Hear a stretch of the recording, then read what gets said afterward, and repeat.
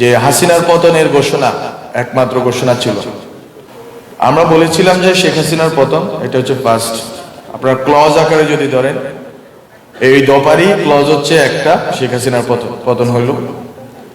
আমরা বলেছিলাম ফেসিবাদী ব্যবস্থার বিলোপ, সেটার অবস্থা কি আপনারা জানেন।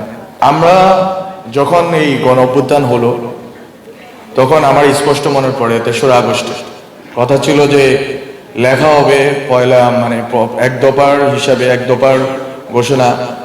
একটা চক্রান্তকারী গোষ্ঠী চেয়েছিল যে এক দফার ঘোষণা আগের রাত্রে হয়ে যাক, ২ তারিখ রাত্রে হয়ে যাক।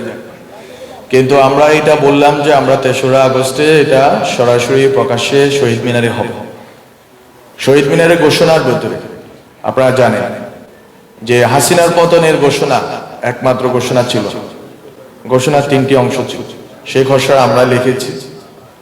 আমরা যে উদ্দেশ্যে লিখেছি সেই উদ্দেশ্য কেন বাস্তবায়ন হয়নি সেটা বলে আমি শেষ করি।